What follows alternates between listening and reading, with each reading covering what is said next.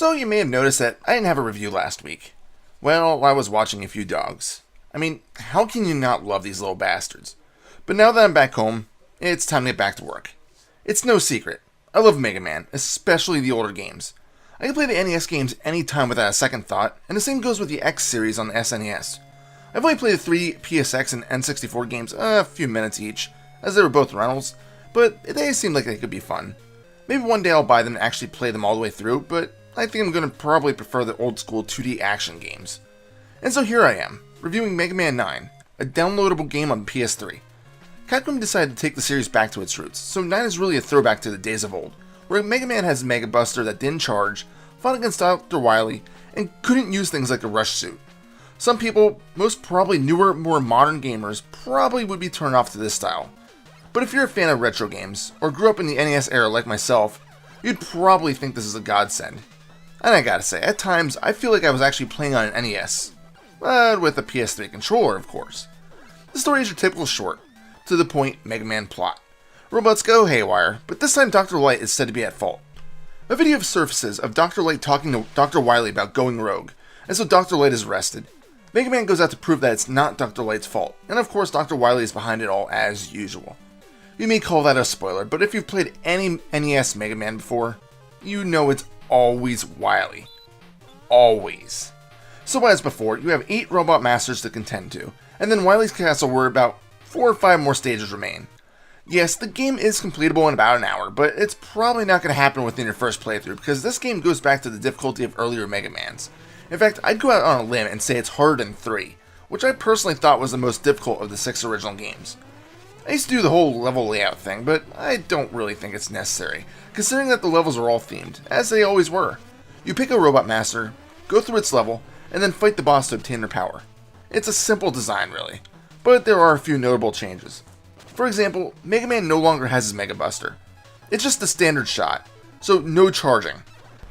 Although it's a bit disappointing, it does increase the difficulty of the game, since you can't just keep a powered up shot at the ready all the time. Mega Man also doesn't have his slide. This would logically put the game chronologically after 2, since 3 is when he gets the slide and 4 the Mega Buster. I guess that would make sense, but I doubt it's the case because some areas are recycled from previous games, like the water bubble puzzle in Splash Woman stage. This was in Wave Man stage, who started Mega Man 5. I'm confused. And Splash Woman? What? That's right, we finally have a female bot. Of course, she tends to be one of the easier bosses of the game, but if you get hit, she does a good chunk of damage, so it's nothing to be taken lightly. The bolt system from Mega Man 7 comes back into play here. Throughout the stages, you'll encounter small and large bolts, which you can think of as the currency of the game. Obtain enough and you can purchase items in the shop, which is run by Roll and Auto. Items range from extra lives, energy tanks, M-tanks, and even one-time use lifesavers from bottomless holes and spike traps. Finally, a way to prevent popping Mega Man like a balloon when you hit spikes. Again, though, it's a one-time use deal. You can also buy cool new costumes for Mega Man, like an unhelmeted version and an ability to play as Roll. It's kinda cool, but I prefer the extra lives and E-tanks. Although you'll probably want to buy the object that allows you to refill your special weapons without equipping them. Speaking of the special weapons, once again, they kinda suck, to the point that I hardly ever used them on anything other than the bosses. This was a disappointing trend that started around, I'd say, Mega Man 5. You may disagree with me on this, but I've always felt that Mega Man 2 had the best use of enemy weaponry. How can you go wrong with the horribly overpowered metal blades and the Quick Man Boomerang? Control-wise, it's NES controls. Directional pad moves, square shoots, and X jumps. If you can't handle that, then you probably shouldn't be playing video games. It's really that simplistic. Although I understand that they were going for an NES-style retro controls, could using L and R to quickly switch weapons really be too much to ask? Maybe if that was an option, I'd use the weapons more, instead of constantly having to press start to pause, switch weapons, go back to the action, use the weapon 1 or 2 times, and then re-pause to switch back to the Mega Buster. Yeah, I'm just bitching, but it could have been a simple exclusion from the retro-style games to make things a bit more convenient to us gamers. Just saying. Although there's hardly any reason to, you can re-enter stages that you've completed, but be forewarned, you can't exit them. In order to get back to the stage select, you must get back to the boss's room to teleport out.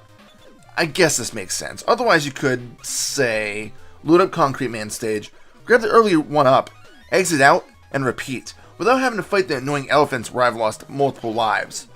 The music is alright. I wouldn't go to say it's Capcom's best, but it does fit the game and does the job well. There are a few songs that stuck in my head, and others I forgot as soon as the stage was over. Of course, you have a few Mega Man 2 songs, like the boss intro and the password screen. So yeah, there are puzzles in the game, along with your standard Mega Man traps, but two of the hardest points of the game come in Wily stages. One is a jelly orb-like boss that may remind you of Mega Man 1. Remember that orange blob thing that threw itself to the other side of the screen and you had a split second to damage it? Well, it's something like that, but it's two of them. I can say that I've died quite a few times here, and it's only due to me buying a bunch of extra lives I didn't have to restart the stage. Eventually, if you get down the pattern, it's not too bad, but it's the pattern part that will get you. And then there's Wily. Holy shit. Yes, you do the normal defeat every boss again, although it can be a hassle due to the fact that these bastards hit hard. And then you fight Wily's tank, as is the norm. And yes, that is a dinosaur that's spitting eggs at you that you have to shoot back at him to damage it. The worst thing about these fights is that you never have enough room to move around. Maybe I just wasn't patient enough, but I took a lot of damage. Second form is much like the first, although he hovers around, tries to drop on you, and spits fire. And then you have the third form, where I really wish I had beat. Wait, beat? For Mega Man 5 and 6? In a game where you can't slide or charge your basic shots. But yeah, he's still a power-up that you can grab. He's the one that pulls you out of the holes. I'm still confused. Anyway, Wily teleports around as two separate attacks, both of which can be difficult to evade. If you're able to use the Hornet Chaser weapon yet, that's your best bet. If not, this may be a long battle. Only one more thing to say about this game, and then I can wrap it up. Once you complete it, you have other modes that you can try. Well, you can keep playing the regular game to try getting more of the achievements, although there's no actual trophies to earn. Damn. But the only other mode is Time Attack. The other modes are shown with just question marks, so you'd think that they would be unlocked after finishing the game, but that's not the case. Everything else is, of course, DLC. So let's see what we got here. We have Endless Attack mode, which is, from what I understand, a gauntlet of random rooms to see how far you can get. You have Hero mode, which is basically a bigger challenge, along with Superhero mode. Special stage, well, I don't even know what that is. You can also add a Proto Man mode, which is, you probably guessed it, play the game as Proto Man. I'm sorry, I'm not paying that kind of money for that kind of stuff, which really should have been included in the game. $5 for a costume, 2 difficulties, and a survival mode? Nope. Did I ever mention how much I hate the PSN interface? Maybe that could be a review in itself. Mega Man 9 can be subbed up with one word. Retro. It's really fun and really brings you back to the classic Mega Man gameplay. Would it appeal to everyone? Of course not. Some people are turned off when games aren't shown in mega ultra graphics, where you can see the sweat dripping off a soldier's face, the story isn't 20 hours long, and the game holds your hands through a checkpoint every 30 seconds. But for us gamers who grew up on games that you had to repeat the first level 100 times, because there's no checkpoints and the game was hard as balls, well, you'll probably like this one. Final score? 9 out of 10. This is Reaper. Happy fragging.